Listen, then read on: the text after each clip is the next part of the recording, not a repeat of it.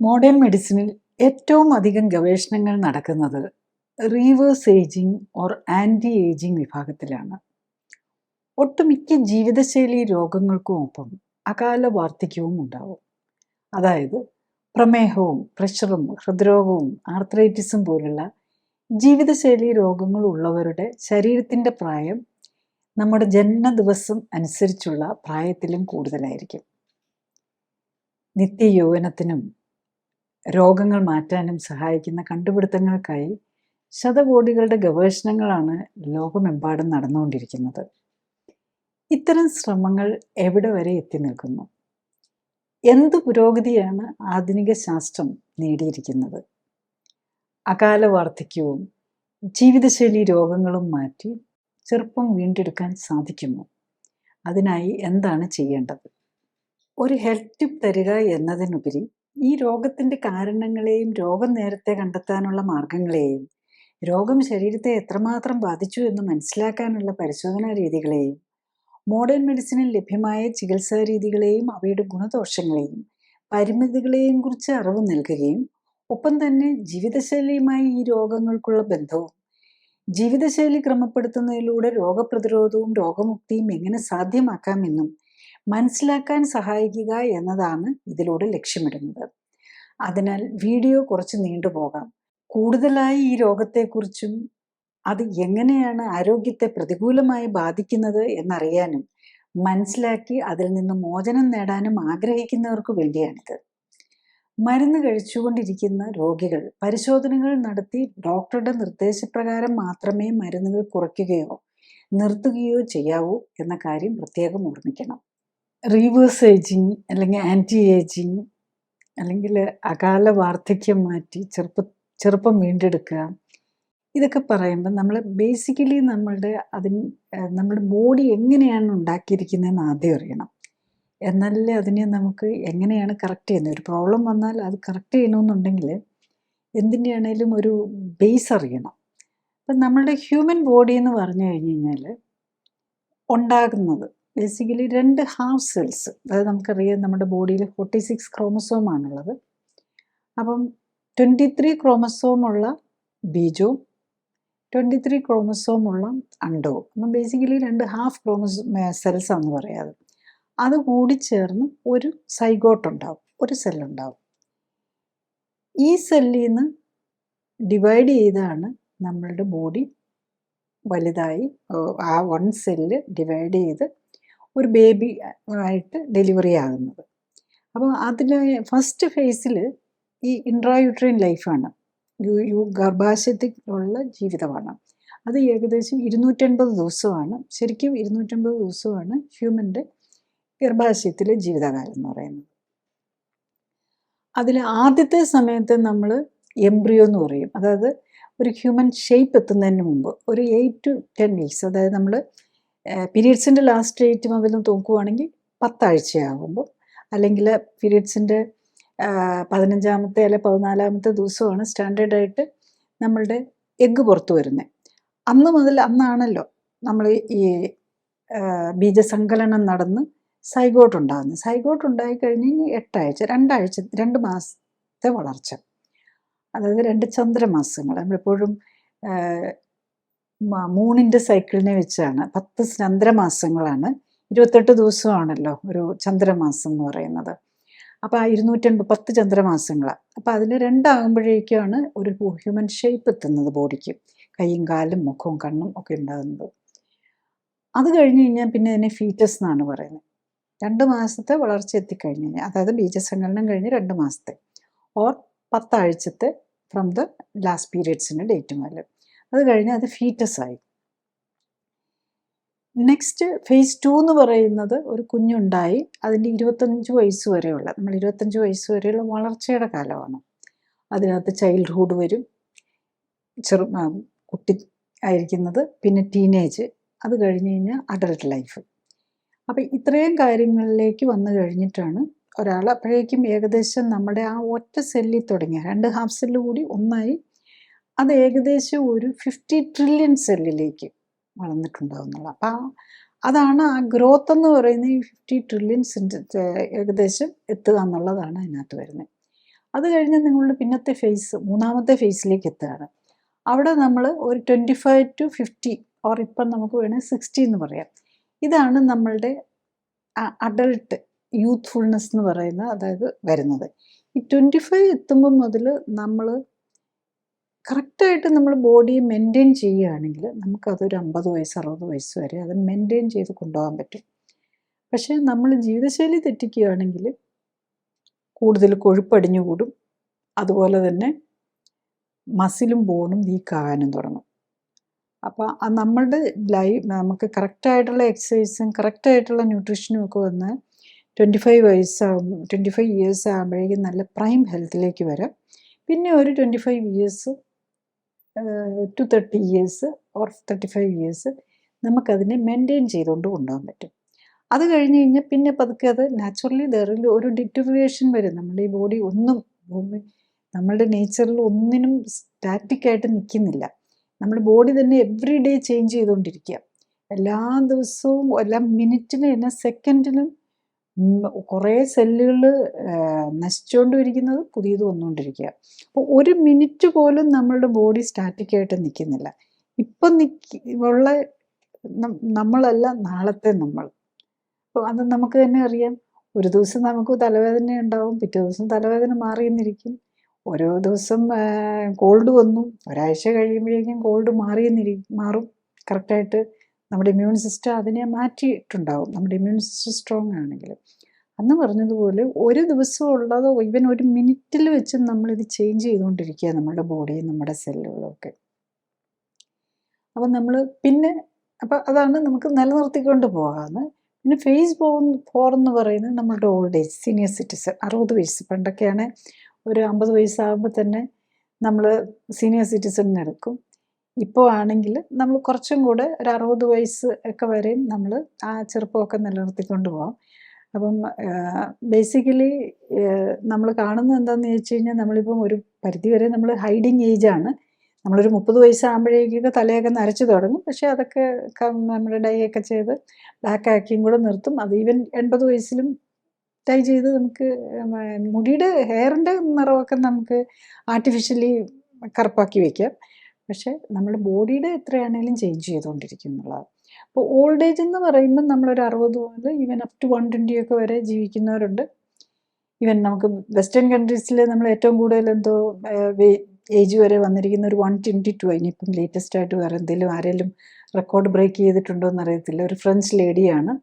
അവർ 1875 ജനിച്ച് 1997 മരിച്ച്, ഒരു ജെന്നി കാൽമെറ്റ് എന്ന് പറയുന്ന.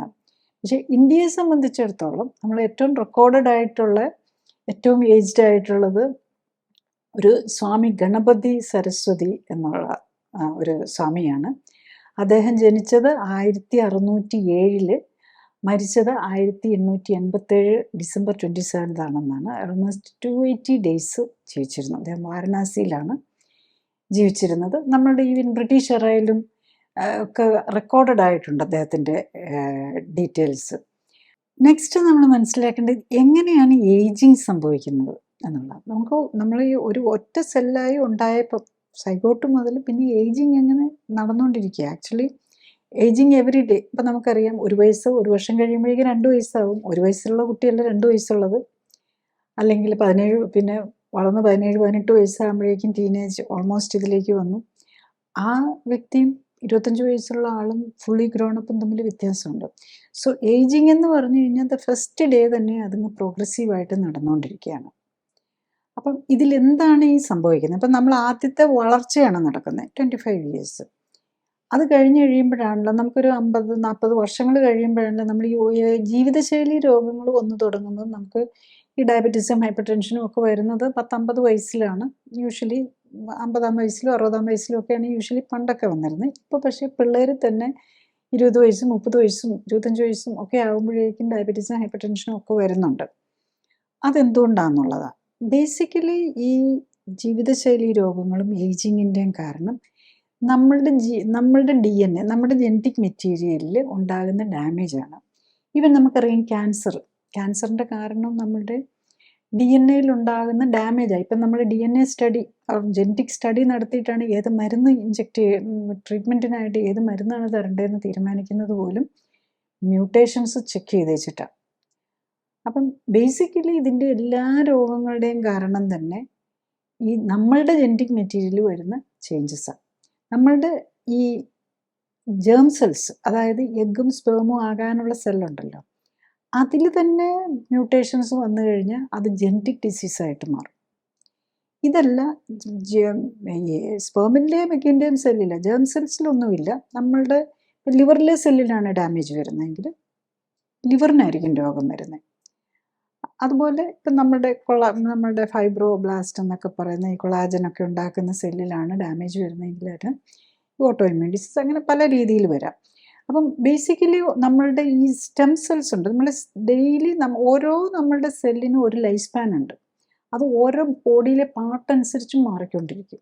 ഇപ്പം നമ്മുടെ വെള്ള രക്താണുക്കൾ, അതിന് WBC, ലിംഫോസൈറ്റ്, ന്യൂട്രോഫിൽസ് എന്നൊക്കെ പറയുമല്ലോ, അതിൻ്റെ ന്യൂട്രോഫിൽസിൻ്റെ ഒക്കെ ലൈഫ് സ്പാൻ എന്ന് പറഞ്ഞാൽ ലെസ് ദാൻ എ വീക്ക്. പ്രത്യേകിച്ച് നമുക്ക് ആ രോഗങ്ങൾ എന്തെങ്കിലും ഉള്ളപ്പോൾ, നമുക്കൊരു വൈറൽ ഇൻഫെക്ഷൻ, ബാക്ടീരിയൽ ഇൻഫെക്ഷൻ വന്നിട്ടുണ്ടെങ്കിൽ അത് 2 ദിവസം 3 ദിവസം ഉണ്ടാവുള്ളൂ. അവർ സോൾജിയേഴ്സ് ആണല്ലോ, അവർ ഫൈറ്റ് ചെയ്ത് ഓരോ ഫൈറ്റിങ്ങും പലപ്പോഴും ബാക്ടീരിയ വൈറസിനെ അത് പിടിക്കുകയാണല്ലോ ചെയ്യുന്നത്. അപ്പോൾ ഇവരതിനകത്ത് കയറിക്കുക, അതോടുകൂടി അവരും മരിക്കുകയാണ് ചെയ്യുന്നത്. അവരെ തന്നെ അവർ ഡൈജസ്റ്റ് ചെയ്ത് മാറ്റുകയാണ് ചെയ്യുന്നത്. അപ്പം ആക്ച്വലി ഇങ്ങനത്തെ ഈ ഫൈറ്റിംഗ് ഇതെല്ലാം അവരൊരു സൂയിസൈഡൽ ഇതായിട്ടാണ് വർക്ക് ചെയ്യുന്നത് എന്നുള്ളത്. അപ്പോൾ അവർക്കൊക്കെ 4-5 ദിവസമേ ലൈഫ് ഉണ്ടാവുള്ളൂ. അപ്പം നമ്മളുടെ ഈ ബോൺ മാരോയ്ക്കകത്താണല്ലോ ഇതിനെ ഈ വെള്ള രക്താണുക്കളെ ഉണ്ടാക്കുന്നത്. അപ്പം അവിടെയാണ് ഏറ്റവും ഫാസ്റ്റായിട്ട് ഡിവൈഡ് ചെയ്തുകൊണ്ടിരിക്കുന്നത്. അപ്പം ഈ നമ്മളുടെ ഇതിനെല്ലാം സ്റ്റെം സെൽസ് ഉണ്ട്. നമ്മൾ കേട്ടിട്ടുണ്ടാകും ഈ ക്യാൻസർ ട്രീറ്റ്മെൻറ്റിലൊക്കെ സ്റ്റെം സെൽ തെറാപ്പി എന്നൊക്കെ പറയുന്നത്. ഈ സ്റ്റെം സെൽസിന് ഒരു സ്റ്റെം സെല്ലിൽ നിന്ന് അത് ഡിവൈഡ് ചെയ്ത് ഇങ്ങനെ വരുമ്പോഴേക്കും ഓരോ സെല്ലിനും ഡിവൈഡ് ചെയ്യാനുള്ളതിന് ഒരു കപ്പാസിറ്റി ഉണ്ട്. ജനറലി പറയുന്നത് ഒരു സെല്ലിൻ്റെ ഡിവൈഡ് ചെയ്യാനുള്ള കപ്പാസിറ്റി ഒരു 50 ടൈംസ് ഒക്കെ ആണെന്നാണ്. അത് നല്ല ഒരു അതുപോലും നമ്മൾ എത്ര പ്രാവശ്യം ഒരു സെല്ലിന് മൾട്ടിപ്പിളായിട്ട് ഡിവൈഡ് ചെയ്തുകൊണ്ടിരിക്കാൻ പറ്റും എന്നുള്ളത് അതിന് ഒരു ഫിക്സഡ് ഇതുണ്ട്. അപ്പോൾ അതിന് കാരണം എന്താണെന്ന് പറഞ്ഞു കഴിഞ്ഞാൽ ഈ നമ്മുടെ ക്രോമസോംസ് ഉണ്ടല്ലോ, അതിനറ്റത്ത് ക്രോമസോംസിൻ്റെ പടം കണ്ടിട്ടുണ്ട്, എക്സ് പോലെ ഇരിക്കുന്നത്. അതിന് ഈ 4 അറ്റത്തും ഓരോ ക്യാപ്പ് പോലെയുണ്ട്. അതിന് ടീലോമിയർ എന്നാണ് പറയുന്നത്. അതൊരു പ്രൊട്ടക്റ്റീവ് ക്യാപ്പാണ് ശരിക്കും. അതിൻ്റെ ലെങ്ത് ഓരോ ഡിവിഷൻ കഴിയുമ്പോഴേക്കും അത് ചെറുതായിക്കൊണ്ടിരിക്കും. അപ്പോൾ അങ്ങനെ ചെറുതായി കഴിയുമ്പോഴേക്കും അത് ഡൈ ഔട്ട് ചെയ്യും. അപ്പോൾ ഈ ടീലോമിയറിൻ്റെ ഹെൽത്തും ഈ സെല്ലിൻ്റെ ഹെൽത്തുമായിട്ടും കൂടെ കണക്ഷനുണ്ട്. അപ്പം നമ്മൾ ഇപ്പോഴത്തെ ലേറ്റസ്റ്റ് സ്റ്റഡീസ് കാണിക്കുന്നത് എന്താണെന്ന് വെച്ച് കഴിഞ്ഞാൽ ടീലോമിയർ ഷോർട്ടനിങ് ആണ് ഒരു കാരണം ഏജിങ്ങിൻ്റെ. അപ്പം പലരും ടീലോമിയർ ഈ ജീവിതശൈലി രോഗങ്ങളൊക്കെ ഉള്ളവരുടെ ടീലോമിയർ ഷോർട്ടനിങ് വന്നാലും നമ്മുടെ ജീവിതശൈലി കറക്റ്റ് ചെയ്താൽ അത് കറക്റ്റ് ചെയ്യാനും പറ്റുന്നു എന്നുള്ളത് ലേറ്റസ്റ്റ് സ്റ്റഡീസ് അതാണ് കാണിക്കുന്നത്. വൺസ് നമ്മൾ ഏജിങ് ആക്സലറേറ്റഡ് ഏജിങ്ങിലേക്ക് പോയിട്ടുണ്ടെങ്കിലും ഈ ടീലോമിയർ ഷോർട്ടനിങ് ഒക്കെ വന്ന് നമ്മുടെ സെല്ലിൻ്റെ കപ്പാസിറ്റി ഡിവൈഡ് ചെയ്യാനുള്ള കപ്പാസിറ്റി ഒക്കെ കുറഞ്ഞാലും കറക്റ്റ് ന്യൂട്രീഷനും കറക്റ്റ് എക്സസൈസും കൊടുത്തു കഴിഞ്ഞാൽ അത് തിരിച്ചു കൊണ്ടുവരാനും പറ്റും.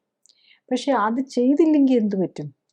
ഈ രോഗങ്ങൾ ഇൻഫ്ലമേറ്ററി രോഗമാണല്ലോ, അപ്പോൾ കൂടുതൽ നമ്മുടെ ഇൻഫ്ലമേഷൻ വന്നുകൊണ്ടിരിക്കും. കൂടുതൽ നമ്മളുടെ വൈറ്റ് ബ്ലഡ് സെൽസ് ഒക്കെ ഉണ്ടായിക്കൊണ്ടിരിക്കണം, ലിംഫോസൈറ്റും ന്യൂട്രോഫിൽസും ഒക്കെ ഉണ്ടായിക്കൊണ്ടിരിക്കും. ഈവൻ നമ്മളുടെ സെല്ലുകളെ തന്നെ നശിപ്പിച്ചുകൊണ്ടിരിക്കുകയാണ്. ഇപ്പം ഓട്ടോഇമ്മ്യൂൺ ഡിസീസ്, ആർത്രൈറ്റിസ്, ജോയിൻറ്റിന് ഡാമേജ് വന്നുകൊണ്ടിരിക്കുക, അപ്പോൾ പുതിയ സെല്ലിനെ ഉണ്ടാക്കണം.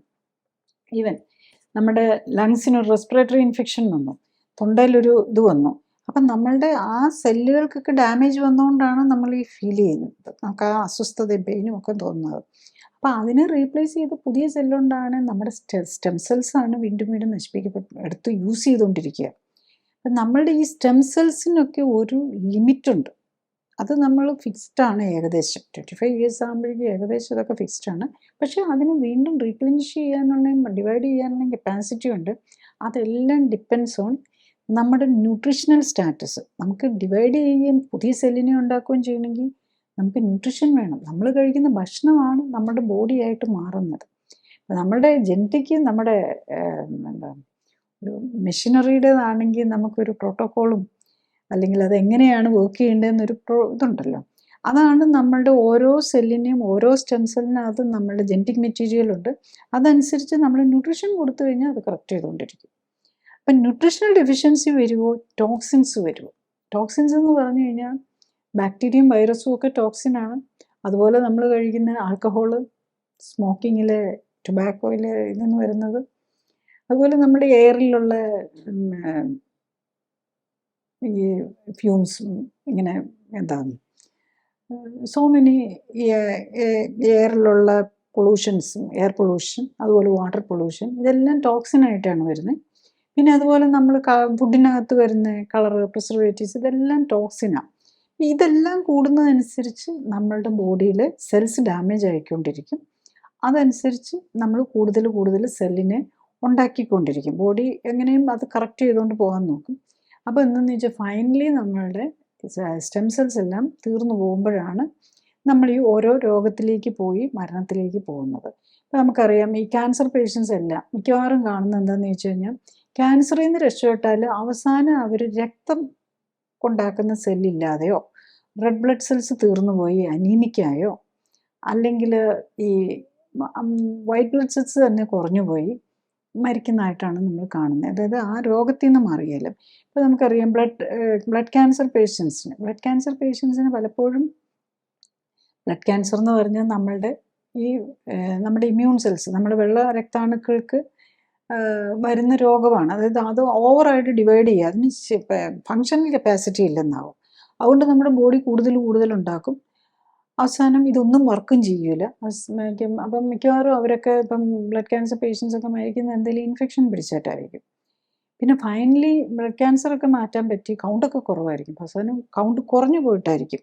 ഓർ നമ്മുടെ മരുന്നിൻ്റെ സൈഡ് ഇഫക്റ്റ് കാരണം നമ്മുടെ ഇമ്മ്യൂണോ സപ്രഷൻ വന്ന്, ബോൺ മാരോ സപ്രഷൻ വന്ന്, ബോൺ മാരോ ഉണ്ടാക്കാൻ പറ്റാത്ത വരുന്നതുകൊണ്ട് വൈറ്റ് ബ്ലഡ് സെൽസ് കുറഞ്ഞു പോയിട്ട് അവസാനം ഇൻഫെക്ഷൻ വന്നായിരിക്കാം മരിക്കുന്നത്. ഓർ ഈവൻ ഈ ഇത്തരം മരുന്നുകളെല്ലാം നമ്മുടെ ബോൺ മാരോ സപ്രസ് ചെയ്യുന്നതുകൊണ്ട് ചിലപ്പം പ്ലേറ്റ്ലെറ്റ് കുറഞ്ഞു പോവുമായിരിക്കും ചെയ്യുന്നത്. അപ്പം ബ്ലീഡിങ് വന്ന് മരിക്കാം. ഈ മരുന്നെല്ലാം ഒരു സെല്ലിനെ മാത്രമല്ല, നമ്മളുടെ മറ്റുള്ള ബ്ലഡ് സെൽസും ഇതെല്ലാം മജ്ജയിലാണ് ഉണ്ടാക്കുന്നത്. പ്ലേറ്റ്ലെറ്റ് കുറഞ്ഞു പോയാൽ ബ്ലീഡിങ് വന്ന് മരിക്കാം. WBCs കുറഞ്ഞു പോയി കഴിഞ്ഞ് കഴിഞ്ഞാൽ, കൂടുതൽ സപ്രഷൻ ആയി കഴിഞ്ഞ് കഴിഞ്ഞാൽ ഇൻഫെക്ഷൻ വന്ന് മരിക്കാം. പിന്നെ റെഡ് ബ്ലഡ് സെൽസ്, നമ്മുടെ ചുവന്ന രക്താണുക്കളും കുറഞ്ഞു പോകാം. അപ്പം ഈ രക്തമില്ലെന്നായിട്ടായിരിക്കും, രക്തത്തിൽ കൊണ്ടുപോകാൻ പറ്റാതൊന്നും ഉള്ള പ്രശ്നങ്ങൾ കൊണ്ട് ഹീമോഗ്ലോബിൻ കുറഞ്ഞു പോയി. പിന്നെ നമ്മൾ RBC ട്രാൻസ്ഫ്യൂഷനും ബ്ലഡ് ട്രാൻസ്ഫ്യൂഷനും ഒക്കെ കൊടുത്ത് ഒക്കെ നമ്മൾ മാനേജ് ചെയ്യാനായിട്ട് നോക്കുന്നത്. അപ്പോൾ അതാണ് നമ്മൾ മനസ്സിലാക്കേണ്ടത്. ഇതെല്ലാം നമ്മളുടെ ഈ സ്റ്റെം സെൽസിനെ ബേസ് ചെയ്തായിരിക്കും ഇരിക്കുന്നത്. അപ്പോൾ ഈ സ്റ്റെം സെൽസ് കുറഞ്ഞു പോയാൽ നമ്മൾ ഫൈനലി ഇപ്പം മരുന്നിൻ്റെ സൈഡ് ഇഫക്റ്റ് കാരണം സ്റ്റെം സെൽസ് കുറഞ്ഞു പോയാലും വരാം. ഓർ നമ്മുടെ ഓൾഡ് ഏജിൻ്റെ ഭാഗമായിട്ട് എല്ലാത്തിനും ഒരു പരിധിയുണ്ടല്ലോ, അത് വെച്ചിട്ടും നമ്മൾ രോഗത്തിലേക്കും മരണത്തിലേക്കും പോകും. അത് എല്ലാ ബോഡിയിലെ എല്ലാ പാർട്ടിനും ഒരുപോലെ ആയിരിക്കണം ഏജിങ് വരുന്നതെന്നും പറയാൻ പറ്റില്ല. ഇപ്പം കിഡ്നി രോഗമുള്ളവർക്ക്, ഇപ്പം എന്തെങ്കിലും ഓട്ടോ ഇമ്മ്യൂൺ രോഗങ്ങളോ അതൊക്കെ എന്തെങ്കിലും ഇൻഫെക്ഷനിൽ നിന്നൊക്കെ ആയിരിക്കും പലപ്പോഴും തുടങ്ങുന്നത്. അല്ലെങ്കിൽ ലിവറിൽ hepatitis, long term hepatitis B, hepatitis C, ഇതൊക്കെ കിടക്കുമ്പോൾ എന്താ പറ്റുന്നതെന്ന് ചോദിച്ചു കഴിഞ്ഞാൽ അതിനെ ബാധിച്ച് അത് സിറോസിസിലേക്ക് പോവുമായിരിക്കും ചെയ്യുന്നത്. ഓർ ഹാർട്ടിനെ ആയിരിക്കും ബാധിക്കുന്നത്. ഹാർട്ടിൻ്റെ മസിൽസിനെ ബാധിക്കാം, അതുപോലെ രക്തക്കുഴലുകളെ ബാധിക്കാം. അപ്പം രക്തക്കുഴലുകളിൽ ബ്ലോക്ക് വന്ന് അങ്ങനെ ഓരോ രീതിയിൽ ഏത് ഓർഗനെ ബാധിക്കുന്നു എന്നനുസരിച്ചായിരിക്കും നമ്മുടെ ഓരോ ബോഡിക്ക് മൊത്തമായിട്ടൊരു ഏജ് ഉണ്ട്, അതുപോലെ നമ്മുടെ ഓരോ ഓർഗനും ഏജ് ഉണ്ട്. ഇപ്പം നമ്മൾ ചിലപ്പം ബ്രെയിനിനെ ആയിരിക്കും ബാധിക്കുന്നത്. നെക്സ്റ്റ് നമ്മൾ ഈ രോഗങ്ങളും ഈ ഏജിങ് അല്ലെങ്കിൽ പ്രായം കൂടുന്നതും മരണവും ഒക്കെ തമ്മിൽ എന്താണ് ബന്ധം എന്നുള്ളതാണ്. രോഗം വന്നാൽ ബേസിക്കലി നമ്മളുടെ ഇമ്മ്യൂൺ സിസ്റ്റം വേണം നമ്മളതിൽ നിന്ന് കറക്റ്റ് ചെയ്യാൻ. നമ്മൾ എന്ത് മരുന്നെടുത്തു കഴിഞ്ഞ് കഴിഞ്ഞാലും അത് ഇമ്മ്യൂൺ സിസ്റ്റത്തിനെ സഹായിക്കാൻ മാത്രമേ ആവുന്നുള്ളൂ. അല്ലാതെ ഒരു ഡോക്ടർക്കും ഒരു മരുന്നിനും ഒരു ഹോസ്പിറ്റലിനും ഒരു ഓപ്പറേഷനും നമ്മളെ രോഗത്തിൽ നിന്ന് കംപ്ലീറ്റ് മാറ്റാൻ പറ്റില്ല. അതായത് നമ്മളുടെ ഉള്ളിൽ തന്നെയാണ് ശരിക്കുള്ള ഡോക്ടർ ഇരിക്കുന്നത്. അത് നമ്മുടെ ഇമ്മ്യൂൺ സിസ്റ്റം തന്നെയാണ്.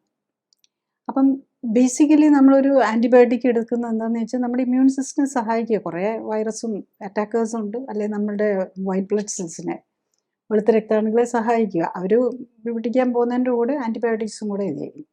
പക്ഷേ അതിൻ്റെ പ്രോബ്ലം എന്താണെന്ന് ചോദിച്ചാൽ ആൻറ്റിബയോട്ടിക് ആണല്ലോ നമ്മുടെ സെല്ലിനെയും ചിലപ്പോൾ അത് ഡാമേജ് ചെയ്യുക. അതാണ് എൻ്റെ എല്ലാം മെറ്റബോളിസത്തെ ബ്ലോക്ക് ചെയ്യുകയാണ് ചെയ്യുന്നത്. അതായത് ബാക്ടീരിയയുടെ മെറ്റബോളിസത്തെ ബ്ലോക്ക് ചെയ്യാനാണ് നമ്മളതിനെ ഫോക്കസ് ചെയ്ത് ഉണ്ടാക്കുന്നത്.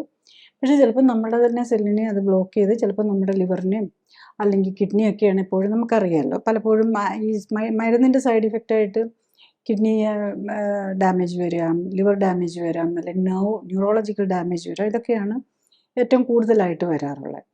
അപ്പം ബേസിക്കലി ഈ മരുന്നുകൾ നമ്മൾ അസുഖം നമ്മളുടെ ഈ സെൽസിൻ്റെയും ഈ നമ്മുടെ ഏജിങ്ങിനെ നെഗറ്റീവായിട്ട് ബാധിക്കും. അതായത് ആക്സിലറേറ്റഡ് ഏജിങ് വരുത്തുകയാണ് ചെയ്യുന്നത്. കാരണം സ്റ്റെം സെൽ ഡിപ്ലീഷനാണ് വരുന്നത്. ഇതുപോലെ തന്നെ നമ്മുടെ മരുന്നുകളും നമുക്കതൊരു ടോക്സിനായിട്ടാണ് വരുന്നത്. ഇപ്പം ടോക്സിൻസും ന്യൂട്രീഷണൽ ഡെഫിഷ്യൻസിയാണ് എല്ലാ ഏജിങ് ഫാസ്റ്റർ ആക്കാനുള്ള ഒരു കാര്യം വരുന്നത്. ന്യൂട്രീഷണൽ ഡെഫിഷ്യൻസി, ടോക്സിൻസ്, പിന്നെ ഫിസിക്കൽ ആക്ടിവിറ്റി കുറയുന്നത് കൊണ്ട് നമ്മുടെ ബോഡിയിൽ അക്യുമുലേറ്റ് ചെയ്യുന്നത്, അതായത് നമ്മൾ ന്യൂട്രീഷൻ കഴിച്ചു കഴിഞ്ഞാലും അത് സെല്ലുകളിൽ വേണ്ടിടത്ത് എത്തില്ല. അപ്പോൾ അവിടെ വേസ്റ്റ് കെട്ടിക്കിടക്കും. അതാണ് ഈ ബ്രെയിനിലൊക്കെ വേസ്റ്റ് കെട്ടിക്കിടന്നാണ് ഈ അൽഷിമേഴ്സൊക്കെ വരുന്നത്. അതുപോലെ തന്നെ ഈ ന്യൂട്രീഷൻ അവിടെ അങ്ങോട്ട് എത്തുകയില്ല. നമ്മൾ എക്സസൈസ് ഒന്നും ചെയ്തില്ലേ എല്ലാ സെല്ലിനും ന്യൂട്രീഷൻ എത്തില്ല. അവിടുത്തെ വേസ്റ്റ് മൂലം കറക്റ്റ് ആകാതെയും വരും. അപ്പോൾ ഇതൊക്കെയാണ് നമ്മൾ ഒരു രോഗമാക്കി മാറ്റുന്നത്. നെക്സ്റ്റ് നമ്മൾ ഈ മരുന്നുകൾ എടുക്കുന്നത് എന്തുകൊണ്ട്, മരുന്നുകളുടെ പ്രോബ്ലം എന്താ, അതും ടോക്സിനായിട്ടാണ് വരുന്നത്. പിന്നെ ഇത് കൂടാതെ ഈ മരുന്നുകളെല്ലാം നമ്മളുടെ മെറ്റബോളിസത്തെ എവിടെയെങ്കിലും ബ്ലോക്ക് ചെയ്യുമായിരിക്കും. നമ്മളൊരു കെമിക്കൽ ഫാക്ടറിയാണ് ഓരോ സെല്ലും. ഓരോ സെല്ലിൽ ഈവൻ അതിനകത്തൊരു ഓർഗനൽ പോലും ഒരു കെമിക്കൽ ഫാക്ടറി ആയിട്ടാണ് വർക്ക് ചെയ്യുന്നത്. അപ്പം നമ്മൾ ഇതിനകത്ത് മാനിപ്പുലേറ്റ് ചെയ്യാൻ നോക്കുമ്പം നമ്മൾ പലയിടത്തും പല രീതിയിൽ ഇതിന് പ്രോബ്ലം ഉണ്ടാക്കും. ഇപ്പോൾ നമ്മൾ പ്രഷറിന് വേണ്ടിയിട്ട് മരുന്നെടുക്കുമ്പോഴും, ഷുഗറിന് വേണ്ടിയിട്ട് എടുക്കുമ്പോഴും, കൊളസ്ട്രോളിന് വേണ്ടിയിട്ട് എടുക്കുമ്പോഴും, യൂറിക് ആസിഡിന് വേണ്ടിയിട്ട് എടുക്കുമ്പോഴും എല്ലാം നമ്മളുടെ മെറ്റബോളിസത്തെ ബ്ലോക്ക് ചെയ്യുകയും പ്രോബ്ലംസ് ഉണ്ടാക്കും. പിന്നെ നമ്മുടെ ന്യൂട്രീഷണൽ ഡെഫിഷ്യൻസി വരുമ്പം അതും നമ്മളുടെ ബുദ്ധിമുട്ടുണ്ടാക്കും. പിന്നെ ഈ അലർജിയും ഓട്ടോ ഇമ്മ്യൂൺ ഡിസീസും ഒക്കെ നമ്മുടെ ഇമ്മ്യൂൺ സിസ്റ്റത്തെ തന്നെ ബാധിക്കുകയാണ് ചെയ്യുന്നത്. അതും നമ്മളുടെ ഏജിങ്ങിനെ നെഗറ്റീവായിട്ട് ബാധിക്കും. പിന്നെ ക്യാൻസർ മെഡിസിൻസ് ആണെങ്കിൽ ബേസിക്കലി അതും നമ്മുടെ ബോഡിയെ തന്നെ, നമ്മുടെ സെല്ലിനെ തന്നെ ബ്ലോക്ക് ചെയ്യുന്ന രീതിയിലാണ്, അല്ലെങ്കിൽ ഡിസ്ട്രോയ് ചെയ്യുന്ന രീതിയിലാണ്. അപ്പോൾ ക്യാൻസർ സെല്ലിനെ ഡിസ്ട്രോയ് ചെയ്യാൻ നോക്കുമ്പോൾ ക്യാൻസർ സെല്ല് മാത്രമല്ല ഡിസ്ട്രോയിഡ് ആകുന്ന ഏത് രീതിയില്ല. ക്യാൻസർ മെഡിസിൻസും കീമോതെറാപ്പി ആണെങ്കിലും റേഡിയേഷൻ ആണെങ്കിലും നമ്മൾ ക്യാൻസർ സെല്ലിനെ നശിപ്പിക്കാനാണ് നോക്കുന്നത്. പക്ഷേ അതിൻ്റെ കൂടെ ബാക്കിയുള്ളവരും കൂടെ നശിച്ചു പോകും. അതുകൊണ്ടാണല്ലോ സൈഡ് ഇഫക്ട്സ് വരുന്നത്. എല്ലാ സൈഡ് ഇഫക്ട്സും ഇതിൻ്റെ ഈ വരാനുള്ള കാരണം നാച്ചുറൽ ഹെൽത്തി സെല്ലിനെയും കൂടെ ബാധിക്കുന്നത് കൊണ്ടാണ്. അപ്പം അത് ഏത് മരുന്നാണെങ്കിലും, ഈവൻ നമ്മൾ പലതിനും ഉപയോഗിക്കുന്ന ആൻറ്റി ഇൻഫ്ലമേറ്ററി വേദന സംഹാരികൾ അല്ലെങ്കിൽ സിംറ്റമാറ്റിക് റിലീഫിന് വേണ്ടി ഉപയോഗിക്കുന്നത് അതും ആൻറ്റി ഇൻഫ്ലമേറ്ററിയാണ്. അവിടെയും നമ്മൾ ബ്ലോക്ക്. അപ്പോൾ ആൻറ്റി ഇൻഫ്ലമേറ്ററിയുടെ ഒരു പ്രോബ്ലം എന്താണെന്ന് വെച്ചാൽ അത് ഹീലിങ്ങിൻ്റെ ആൻറ്റി ഇൻഫ്ലമേറ്ററി മെഡിസിൻസ് എന്ന് പറയുമ്പോൾ അത് ഇൻഫ്ലമേഷനെയും ബ്ലോക്ക് ചെയ്യും, നമ്മുടെ ഹീലിംഗ് പ്രോസസ്സിനെയും ബ്ലോക്ക് ചെയ്യും. ഈ സ്റ്റിറോയിഡ്സ് ഇതെല്ലാം ആ രീതിയിലാണ് നമ്മൾ ഇത് ചെയ്യുന്നത്, നമ്മുടെ ബോഡിയെ എഫക്റ്റ് ചെയ്യുന്നത്. അപ്പം ബേസിക്കലി എന്ത് നമ്മൾ മരുന്നുകൾ എടുത്തു കഴിഞ്ഞാലും അത് നമ്മളുടെ ഒരു അത്യാവശ്യം മരണത്തിൽ നിന്ന് രക്ഷപ്പെടാനായിട്ട്, ഇപ്പം നമ്മൾ ഇൻഫെക്ഷൻ വന്നു നമുക്ക് ആൻറ്റിബയോട്ടിക് എടുക്കാതെ പറ്റില്ല. ഷോർട്ട് ടൈം മരുന്നുകളെടുത്ത് നമ്മൾ ബോഡിക്ക് ഒരു റിക്കവറിക്ക് ഒരു പോസിബിലിറ്റി ഉണ്ടാക്കുന്നത് ഡെഫിനറ്റ്ലി ഇല്ലാതെ പറ്റില്ല. പിന്നെ നമുക്കൊരു വുണ്ട് വന്നു, മുറിവ് വന്നു, നമ്മൾ ഡെഫിനറ്റ്ലി ഓപ്പറേഷൻ ചെയ്തു സ്റ്റിച്ചിട്ട് ആ ബ്ലീഡിങ് കൺട്രോൾ ചെയ്തേ പറ്റുള്ളൂ. ഒടിവ് വന്നു, നമ്മളതിനെ ഹീലിങ്ങിന് വേണ്ടിയിട്ട് അതിനെ സഹായിച്ചേ പറ്റുള്ളൂ. മുറിവ് വന്നു കഴിഞ്ഞാൽ നമ്മളതിനെ ഹീലിംഗ് ഈസി ആക്കാൻ വേണ്ടിയിട്ട് നമ്മളതിനെ സ്റ്റിച്ചിങ് ഇടണം, അതൊക്കെ ആവശ്യമാണ്. പക്ഷേ ഈ ജീവിതശൈലി രോഗത്തിന് വേണ്ടിയിട്ടും മറ്റ് ലോങ് ടൈം മെഡിക്കേഷൻസാണ് നമുക്ക് കൂടുതൽ ദോഷം ഉണ്ടാക്കാൻ സാധ്യതയുള്ളത്. മറ്റത് നമ്മൾ അത്യാവശ്യം ഷോർട്ട് ടൈം ആയിട്ട് നോക്കിക്കൊണ്ട്, ഇപ്പോൾ ആൻറ്റിബയോട്ടിക്സ് ആണെങ്കിലും നോക്കിക്കൊണ്ട് എടുക്കുക, കിഡ്നിക്ക് പ്രശ്നം വരുന്നുണ്ടോ, ലിവറിനും പ്രോബ്ലം വരുന്നുണ്ടോ എന്ന് നോക്കിക്കൊണ്ട് ഷോർട്ട് ടൈം ആൻറ്റിബയോട്ടിക് എടുക്കുന്നതിൽ തെറ്റില്ല, വേണം, അത് ആവശ്യമാണ്. നമ്മളുടെ ഹെൽത്തിന് വേണ്ടിയിട്ട് നമുക്കത് ചെയ്തേ പറ്റുള്ളൂ. പക്ഷേ നമ്മൾ എപ്പോഴും ഓർക്കണം, നമുക്ക് ഒരു ഹെൽത്തി ആൾക്ക്, ഡയബറ്റീസും ഹൈപ്പർ ടെൻഷനും ഒന്നും ഇല്ലാത്ത ആൾക്ക് ഒരു രോഗം വന്നു കഴിഞ്ഞാലും ഒരു ഇൻഫെക്ഷൻ വന്നു കഴിഞ്ഞാലും അവരുടെ ചാൻസ് ഓഫ് സർവൈവൽ കൂടുതലാണ്. അവർക്ക് കുറച്ച് മരുന്ന് മതിയാവും. നമ്മൾ കോവിഡൊക്കെ വന്നപ്പോഴും കണ്ടു, ഈ ജീവിതശൈലി രോഗങ്ങളുള്ളവർക്കാണ് അത് സിവിയറായിട്ട് ബാധിക്കുന്നത്.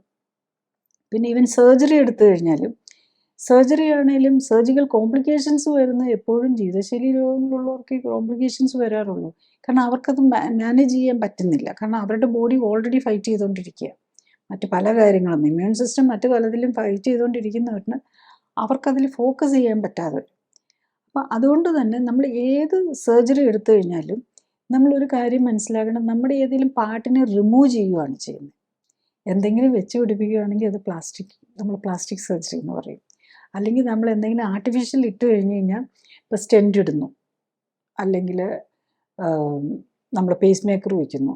അപ്പോൾ വീണ്ടും അതിൻ്റെ സൈഡ് ഇഫക്റ്റ് ഡീൽ ചെയ്യാനായിട്ട് നമ്മൾ മരുന്നെടുക്കേണ്ടി വരും. അപ്പം ഒന്നെങ്കിൽ എന്തെങ്കിലും റിമൂവ് ചെയ്യും, അല്ലെങ്കിൽ നമ്മുടെ ശരീരത്തിൽ എന്തെങ്കിലും ഇംപ്ലാന്റ് ചെയ്തു. ഈവൻ നമ്മളൊരു കിഡ്നി ഫെയിലിയറായി നമ്മളത് മാറ്റി വെച്ച് കഴിഞ്ഞ് കഴിഞ്ഞാൽ അതിനെ ബോഡി റിജക്റ്റ് ചെയ്യാതെ, അതിനെ നമ്മുടെ ഇമ്മ്യൂൺ സിസ്റ്റം അറ്റാക്ക് ചെയ്യാതിരിക്കാൻ വേണ്ടിയിട്ട് നമ്മൾ വീണ്ടും ഇമ്മ്യൂണോസപ്രസൻസ് കഴിച്ചുകൊണ്ടിരിക്കേണ്ടി വരും. അപ്പം നമ്മൾ ബേസിക്കലി നമ്മൾ മനസ്സിലാക്കേണ്ടത് ഇതെല്ലാം ഏജിങ്ങിൻ്റെ പാർട്ടായിട്ടാണ് ഈ രോഗങ്ങളെല്ലാം വരുന്നത്. അപ്പം നമ്മളത് നമ്മുടെ ഓരോ ഓർഗനുകളെയും നമ്മൾ സപ്പോർട്ട് ചെയ്തുകൊണ്ട് നമ്മളതിനെ രോഗത്തിൽ നിന്ന് മാറ്റാനായിട്ട് നോക്കുമ്പം നമ്മൾ ഈ ലോങ് ടൈം ക്രോണിക് മെഡിക്കേഷൻസ് നമുക്ക് എല്ലാ ഓർഗൻസിനെയും ഡാമേജ് ചെയ്യും എന്നുള്ളത് മനസ്സിലാക്കുക എന്നുള്ളതാണ് ആൻറ്റി ഏജിങ്ങിൻ്റെ ഏറ്റവും പ്രധാനമായിട്ടും നമ്മൾ മനസ്സിലാക്കേണ്ടത്. അതുപോലെ ഓപ്പറേഷൻസ് എല്ലാം നമ്മുടെ ബോഡി പാർട്സിനെ മാറ്റുകയാണ്. അപ്പം അതിനേറ്റവും സിമ്പിളായിട്ടുള്ളത് ഞാൻ പറയാം. ഇപ്പം നമ്മൾ ഈ ബറിയാട്രിക് സർജറികൾ ചെയ്യുമല്ലോ നമ്മുടെ വണ്ണം കുറയ്ക്കാനായിട്ട്. അപ്പോൾ അതിനകത്ത് ഏറ്റവും പ്രധാനമായിട്ട് ചെയ്യുന്നത് നമ്മൾ കുടലിനെ ആമാശയത്തെ കുറയ്ക്കുക. അപ്പോൾ ആമാശയത്തിൻ്റെ ഒരു പാർട്ട് കട്ട് ചെയ്ത് കളയുക. അതുപോലെ ഇൻറ്റസ്റ്റൈൻ്റെ ഒരു പാർട്ട് കട്ട് ചെയ്ത് കളയുക. പിന്നെ കൊഴുപ്പ് കുറയ്ക്കാൻ വേണ്ടിയിട്ട് ലൈപ്പോസെക്ഷൻ ചെയ്യുക. ഇത്രയൊക്കെ ചെയ്യുമ്പോൾ എന്താ പറ്റുന്നതെന്ന് വെച്ചാൽ നമ്മുടെ നോർമൽ സെല്ലുകൾ, അതൊക്കെ നോർമൽ ടിഷ്യൂവിനെ തന്നെയല്ലേ നമ്മൾ മാറ്റുന്നത്. എല്ലാ ടിഷ്യൂവിനകത്തും നമ്മുടെ സ്റ്റെം സെൽസ് ഉണ്ട്. ഈവൻ നമ്മുടെ ഈ കൊഴുപ്പിനകത്താണ് ഫൈബ്രോബ്ലാസ്റ്റ് എന്നൊക്കെ പറഞ്ഞ് സ്റ്റെം സെൽസ് ഉണ്ട്. അപ്പം അതിനെ നമുക്ക് ശരിക്കും പറഞ്ഞാൽ ഈ സ്റ്റെം സെൽസിന് ഈ ഫൈബ്രോബ്ലാസ്റ്റ് ഒക്കെ പോലെയുള്ള സെല്ലുകൾക്ക് ഏത് രീതിയിലുള്ള സെല്ലായിട്ട് മാറാനുള്ള കപ്പാസിറ്റി ഉണ്ടെന്നുള്ളതാണ്. അപ്പം നമ്മൾ ഇതിനെയും കൂടെ എടുത്ത് കളയുന്നത്. കൊഴുപ്പിനെ കളയാൻ നോക്കുമ്പോൾ കൊഴുപ്പ് സെല്ലിന് ഇതിനൊപ്പമുള്ള ഈ സ്റ്റെം സെൽസിനെ എല്ലാം കൂടെ കളയുകയാണ്. അപ്പം നമ്മളുടെ ടോട്ടൽ നമ്പർ ഓഫ് നമ്മുടെ ബോഡിയിലുള്ള ഈ സ്റ്റെം സെൽസും ഡിസ്ട്രിബ്യൂട്ടഡ് ആയി കിടക്കുകയാണ് ചെയ്യുന്നത്.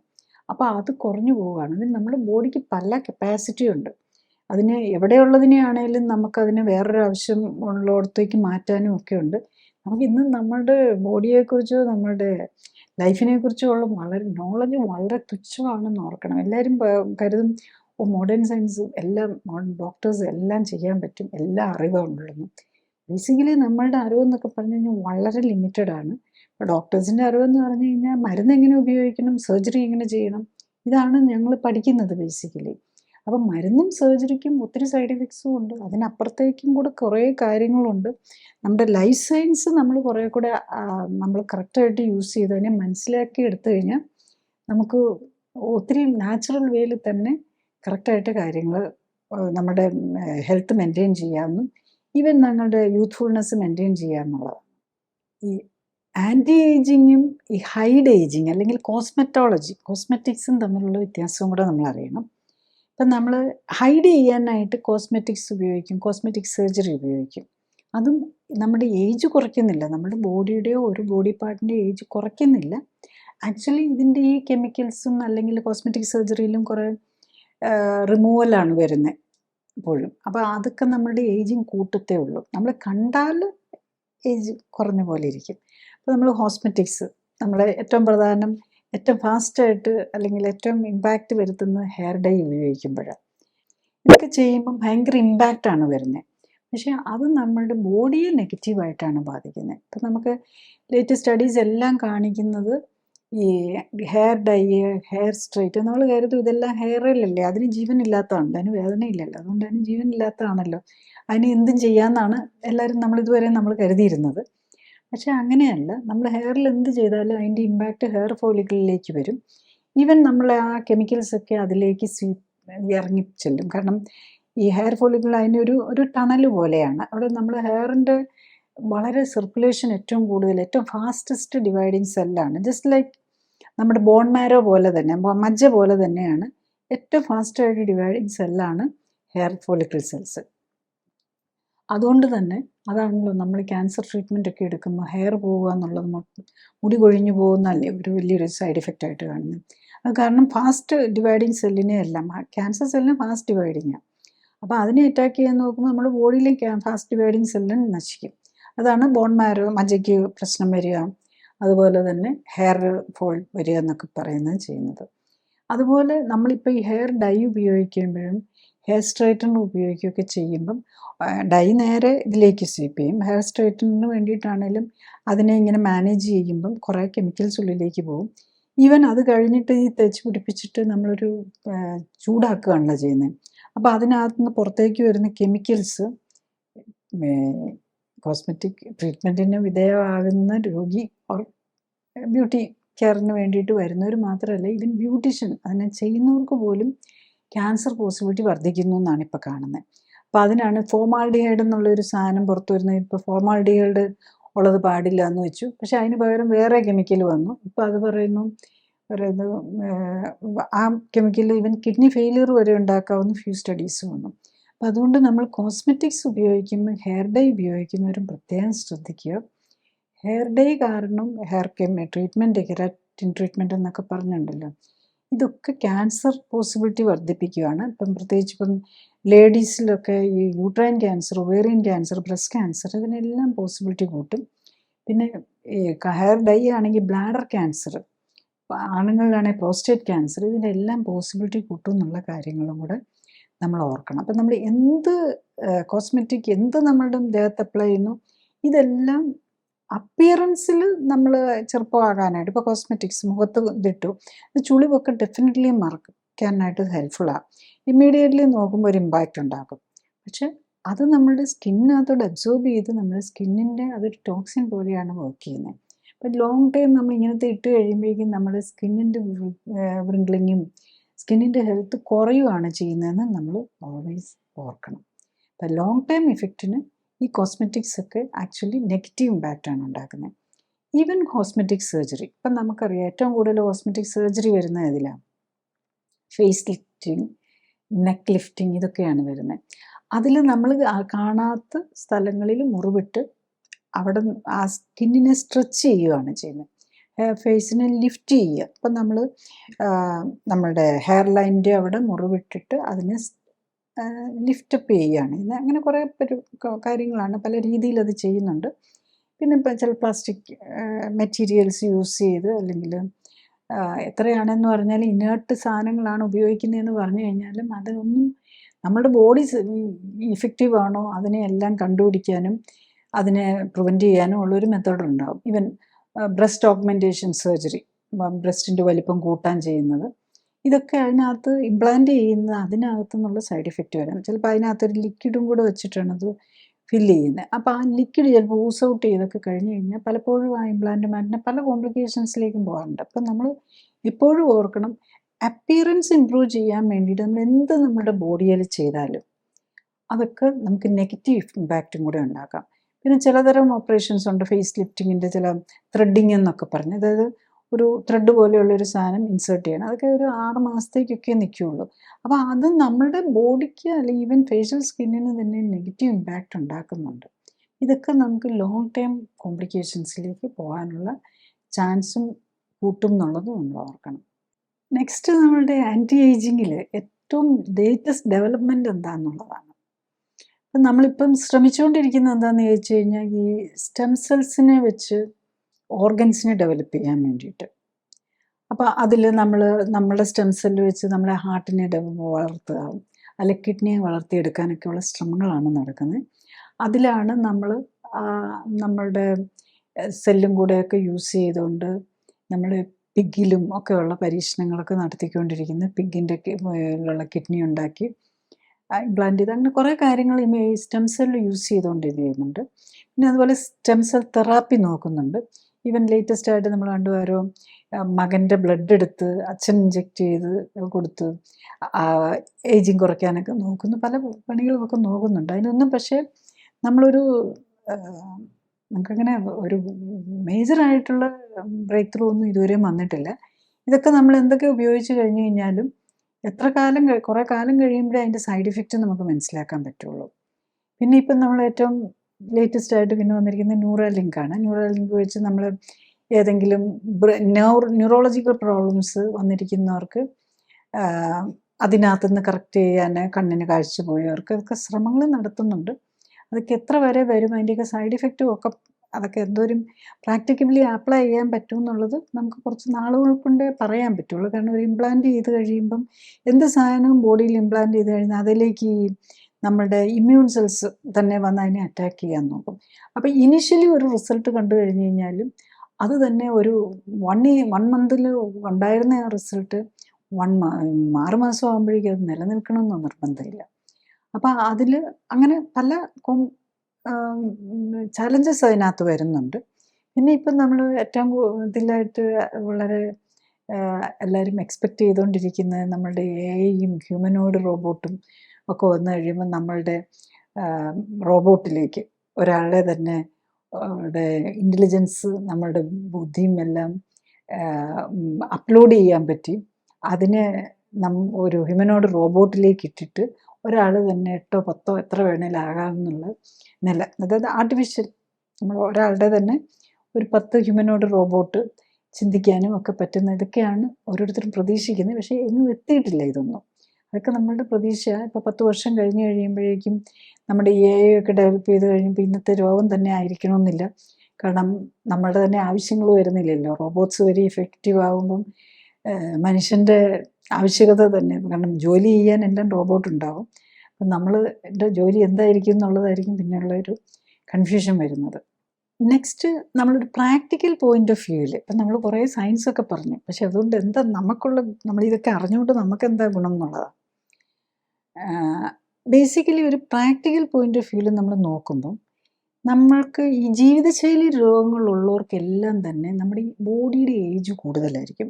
അപ്പോൾ 30 വയസ്സുള്ള ഒരാൾക്ക് ഡയബറ്റീസും ഹൈപ്പർ ടെൻഷൻ ഹാർട്ട് ഡിസീസും ഒക്കെ വന്നിട്ടുണ്ടെങ്കിൽ അവരുടെ ബോഡി ഏജ് നോക്കിയിട്ടുണ്ടെങ്കിൽ മിക്കവാറും 50 56 ഈവൻ 60 ഒക്കെ ആയിരിക്കും. അങ്ങനെ കാണാറുണ്ട്. 10 30 വയസ്സ് ആക്സിലറേറ്റഡ് ഏജിങ്, അകാല വാർദ്ധക്യം. ആക്ച്വലി നമുക്ക് തിരിച്ചു കൊണ്ടുവരാൻ പറ്റുന്നതേ ഉള്ളൂ. നമ്മുടെ ജീവിതശൈലി കറക്റ്റ് ചെയ്യുകയാണെങ്കിൽ നമുക്ക് ഈ അകാല വാർദ്ധക്യം തിരിച്ചു കൊണ്ടുവരാൻ പറ്റും എന്നുള്ളതാണ്. അപ്പം നമ്മളുടെ വാർദ്ധക്യം എന്ന് പറയുന്നത് എന്താ ശരിക്കും പറഞ്ഞു കഴിഞ്ഞാൽ, വാർദ്ധക്യത്തിൻ്റെ ഒരു പ്രത്യേകത എന്താ? അല്ലെങ്കിൽ 25 വയസ്സും 30 വയസ്സും അല്ലെ 50 വയസ്സും തമ്മിലുള്ള ആൾക്കാരുടെ നമ്മൾ ജസ്റ്റ് എക്സ്റ്റേണലി നോക്കിയാൽ 20 വയസ്സുള്ള ആളും 50 വയസ്സുള്ള ആളും തമ്മിൽ എന്താ വ്യത്യാസം? അവർക്ക് കുറച്ചുകൂടെ വണ്ണം വെച്ചിട്ടുണ്ടാവും, കുറച്ച് കുടവയർ ഒന്നിച്ചിട്ടുണ്ടാവും, മൊത്തത്തിൽ ഫാറ്റ് കൂടിയിട്ടുണ്ടാകും. നമ്മൾ ഇപ്പോൾ അതിൻ്റെ ഒരു ഇലക്ട്രിക് ഇംപെഡൻസ് മെക്കാനിസംസ് ടെസ്റ്റുകളൊക്കെ ഉണ്ട്. അതിന് ഡെക്സ എന്നുണ്ട്, അതുപോലെ ഇലക്ട്രിക്കൽ ഇംപെഡൻസ് മെക്കാനിസം വെച്ച് നമുക്കൊരു കാൽക്കുലേഷൻ ഫെസിലിറ്റി ഉണ്ട്, അതിന് മെഷീൻസും ഒക്കെ ഉണ്ട്. അപ്പോൾ ഇത് ഈ സിമ്പിളായിട്ടുള്ള വലിയ കോസ്റ്റ്ലി അല്ലാത്ത ടെസ്റ്റുകളും ഉണ്ട് ഇതിനകത്ത്. അപ്പോൾ ഇത് വെച്ച് നോക്കുമ്പോൾ നമ്മളുടെ ബേസിക്കലി പ്രായമാകുമ്പം നമ്മൾ ജനറലി ഏജിങ് വരുമ്പോൾ എന്താ സംഭവിക്കുന്നതെന്ന് വെച്ചാൽ നമ്മുടെ ബോണും മസിലും കുറഞ്ഞുകൊണ്ടിരിക്കുകയായിരിക്കും. അതായത് നമ്മുടെ പ്രൈം ഹെൽത്ത് അറൗണ്ട് 24-25 ഇയേഴ്സിൽ അത് ആക്റ്റീവായിട്ടുള്ള ആളാണേൽ, ഇപ്പോൾ കുട്ടികളാകുമ്പം അല്ലെങ്കിൽ യങ്സ്റ്റേഴ്സ് ജിമ്മിൽ പോയി വർക്കൗട്ട് ചെയ്യുകയോ ഫുട്ബോളും ടെന്നീസും ഇതൊക്കെ കളിച്ചുമൊക്കെ ആയിട്ട് നമുക്ക് ഫിസിക്കൽ മസിൽസ് ഉണ്ടാകും. പക്ഷേ ഇപ്പോൾ അത് തന്നെ കുറഞ്ഞു പോവുകയാണ്. എല്ലാവരും കമ്പ്യൂട്ടറിൽ പണിയാണ്. അപ്പോൾ നമ്മൾ ഫിസിക്കൽ ആക്ടിവിറ്റി ഒന്നും നടക്കുന്നില്ല. ഗെയിമെന്ന് പറഞ്ഞാൽ കമ്പ്യൂട്ടർ ഗെയിമായി മാറിയിരിക്കുക. പണ്ട് നമ്മൾ ഗെയിം എന്നൊക്കെ പറഞ്ഞു കഴിഞ്ഞാൽ ക്രിക്കറ്റോ ഫുട്ബോളോ അങ്ങനത്തെയൊക്കെ കളിക്കുക എന്നുള്ളതായിരുന്നു. ഇപ്പം ഇല്ലാത്തപ്പോൾ എന്താ പറ്റുന്നതെന്ന് വെച്ചാൽ നമ്മുടെ മസിലും ബോണും കുറഞ്ഞുകൊണ്ടിരിക്കുകയും ഫാറ്റ് കൂടിക്കൊണ്ടിരിക്കുകയാണ് ചെയ്യുന്നത്. അപ്പോൾ ഇതാണ് നമ്മുടെ ആക്സിലറേറ്റഡ് ഏജിങ്ങിൻ്റെ ഒരു റീസൺ. ആക്സിലറേറ്റഡ് ഏജിങ് വരുമ്പോൾ നമുക്ക് ഡയബറ്റീസ്, ഹൈപ്പർ ടെൻഷൻ, എല്ലാ ജീവിതശൈലി രോഗങ്ങളും വരാനുള്ള ചാൻസ് കൂടുതലാണ്. ഫാറ്റ് കൂടുമ്പം നമ്മുടെ ബോഡിയുടെ ആ കെമിക്കൽ കോമ്പോസിഷൻ തന്നെ വ്യത്യാസം വരികയാണ്. നമ്മുടെ ബോഡിയിൽ ഓൾമോസ്റ്റ് 65% ഓക്സിജൻ, അറൗണ്ട് 70% ഒരു 65 to 70% വാട്ടർ തന്നെയാണ്. വാട്ടറിൽ തന്നെ നമുക്കറിയാം ഓക്സിജനും ഹൈഡ്രജനുമാണ്. പിന്നെ അറൗണ്ട് 18% ആണ് കാർബൺ വരുന്നത്. പിന്നെ ഒരു ഹൈഡ്രജൻ 9.5%, നൈട്രജൻ 3.5%. ഇങ്ങനെയൊക്കെയാണ് അതിനകത്തെ ഒരു കോമ്പോസിഷൻ വരുന്നത്. ഈവൻ പ്രോട്ടീൻ ഒരു 16%, ഫാറ്റ് ഒരു 16%, മിനറൽസ് ഒരു 6%, കാർബോഹൈഡ്രേറ്റ് ഉള്ളി 1%. നമ്മുടെ ഫുഡിൽ ഏറ്റവും കൂടുതലുള്ള കാർബോഹൈഡ്രേറ്റാണ്. ഈ ഫാറ്റ് കൂടുമ്പോഴെന്ന് പറയുമ്പോൾ എന്താ പറ്റുന്നത്? ഫാറ്റിൽ കാർബൺ ആണ് കൂടുതലുള്ളത്. ശരിക്കും ഫാറ്റ് ഒരു 16%, 15% ഒക്കെ വരേണ്ടടുത്ത് പലരും ഓവർ വെയിറ്റ് ഉള്ളവർക്ക് 40% ഒക്കെ ആയിരിക്കും ഫാറ്റ്. അപ്പം നമ്മൾ എത്ര പെർസെൻറ്റേജ് ആണ് കാർബൺ കൂടുന്നതെന്ന് ഓർക്കണം. അപ്പം ഈ വെറും 18% കാർബൺ ഉള്ളിടത്ത് ഈ 3 ടൈംസ് ഫാറ്റ് ബോഡിയിലേക്ക് അക്യുമുലേറ്റ് ചെയ്യുമ്പോഴേക്കും അത് 3 ടൈംസ് കൂടുകയാണ് ചെയ്യുന്നത്. കാരണം ഫാറ്റ് എന്ന് പറഞ്ഞാൽ ജസ്റ്റ് ഹൈഡ്രോ കാർബണാണ്, ഹൈഡ്രജനും കാർബണും മാത്രമാണ്.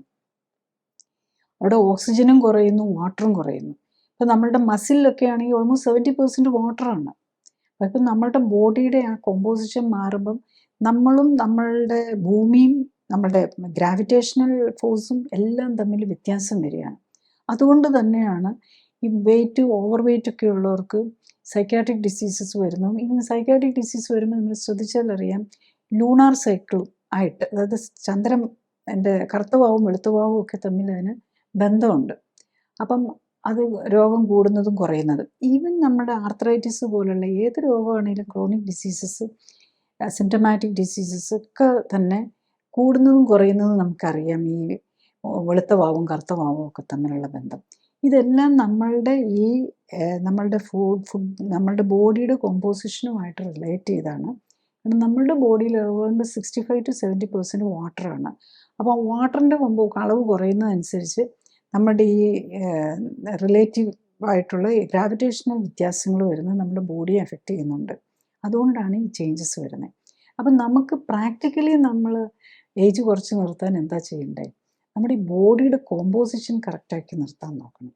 അപ്പം ബോഡിക്ക് നമ്മുടെ ബോഡിയിലെ കൊഴുപ്പിൻ്റെ അളവ് ഏറ്റവും ഇതായിട്ട്, അപ്പോൾ ആണുങ്ങളിലാണെങ്കിൽ ഒരു 7 to 15%, ലേഡീസിലാണെങ്കിൽ ഒരു 15 to 25% കൊഴുപ്പാകാനുള്ളത്. അത്രയും വരാൻ പാടുള്ളൂ. അപ്പം അത് കൂടുതലുണ്ടെങ്കിൽ മിക്കവാറും അത്ര ഫിസിക്കൽ ആക്ടിവിറ്റി ചെയ്യുന്നില്ലാത്ത ഒരാളാണെങ്കിൽ അത് മുഴുവൻ കൊഴുപ്പായിരിക്കും. അപ്പം നമ്മൾ BMI എല്ലാവരും 25 ആണ് മാക്സിമം ആണ്, ഏറ്റവും ഐഡിയലാണിട്ട് പറയുന്നത്. അങ്ങനെയല്ല, ഇന്ത്യൻസിന് BMI ശരിക്കും പറഞ്ഞു കഴിഞ്ഞാൽ 18 to 23 ആണ്. നമ്മൾ ഫിസിക്കൽ ആക്ടിവിറ്റി കുറവാണെങ്കിൽ മസിലും ബോണും കുറവായിരിക്കും. അപ്പം നമ്മൾ നോർമൽ BMIയിലേക്ക് കൊണ്ടുവന്ന് നിർത്തുക. ഇതാണ് ഏറ്റവും സിമ്പിളായിട്ടുള്ള മാർഗം നമ്മൾ ആൻറ്റി ഏജിങ്ങിന്. പിന്നെ അസുഖങ്ങൾ വരാതെ നോക്കുക. മരുന്നില്ലാതെ, മരുന്ന് നമ്മുടെ ഏജിങ് കൂട്ടുകയുള്ളൂ. മരുന്നുകളുടെയും കോസ്മെറ്റിക്സിൻ്റെയും ഉപയോഗം കുറയ്ക്കുക എന്നുള്ളതാണ്.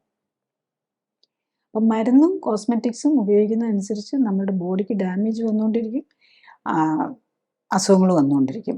അപ്പം ജീവിതശൈലി രോഗങ്ങളുടെ എല്ലാം കാരണം ജീവിതശൈലിയുടെ പ്രശ്നമാണ്. അത് കറക്റ്റ് ചെയ്യാനായിട്ട് നോക്കുക എന്നുള്ളതാണ് നമ്മൾ ചെയ്യേണ്ടത്. ചുരുക്കി പറഞ്ഞാൽ, 1, ശരീരത്തിലെ പേശികളും അസ്ഥികളും കുറയാതെ നോക്കുകയും കൊഴുപ്പിൻ്റെ അളവ് കൂടാതെ നോക്കുകയും ചെയ്യുക. അതായത് ശരീരത്തിൻ്റെ ഘടന ഉത്തമമായി നിലനിർത്തുക എന്നതാണ് ആൻറ്റി ഏജിങ് ചികിത്സയുടെ കാതൽ. പോഷകങ്ങളും വ്യായാമവും ഉത്തമമായി ശരീരത്തിന് ലഭിക്കുന്നു എന്ന് ഉറപ്പാക്കുകയും ശരീരത്തിലെത്തുന്ന വിഷാംശം കുറയ്ക്കാനും കഴിഞ്ഞാൽ മാത്രമേ ഇത് സാധ്യമാകൂ. 2, കൃത്രിമ വസ്തുക്കൾ ഉപയോഗിച്ച് മുടിയുടെ നിറം മാറ്റാനും നരച്ച മുടി കറുപ്പിക്കാനും ഓപ്പറേഷനിലൂടെ ചർമ്മം സ്ട്രെച്ച് ചെയ്ത് ചുളിവുകൾ മാറ്റാനും കോസ്മെറ്റിക് ഉപയോഗിച്ച് ചുളിവുകൾ മറയ്ക്കാനും ആധുനിക ശാസ്ത്രത്തിന് കഴിയും. പക്ഷേ ഇത്തരം പ്രായം മറയ്ക്കാനുള്ള മാർഗങ്ങൾ യഥാർത്ഥത്തിൽ ആരോഗ്യവും ആയുസ്സും കുറയ്ക്കുകയാണ് ചെയ്യുന്നത്. 3, പ്രായപൂർത്തിയായവരിൽ, അതായത് 25 വയസ്സ് കഴിഞ്ഞവരിൽ മറ്റു രോഗങ്ങളൊന്നും ഇല്ല എങ്കിൽ മുടി നരച്ചു തുടങ്ങുന്നത് ഒരു ആരോഗ്യ പ്രശ്നമായി കാണേണ്ടതില്ല. കാരണം നരച്ച മുടി ആരോഗ്യത്തെ പ്രതികൂലമായി ബാധിക്കുന്നില്ല. പക്ഷേ ഹെയർ ഡൈയിലും കോസ്മെറ്റിക്സിലും അടങ്ങിയ രാസവസ്തുക്കൾ അലർജിക്കും ഓട്ടോഇമ്യൂൺ രോഗങ്ങൾക്കും ക്യാൻസറിനും ഒക്കെ കാരണമാകാം.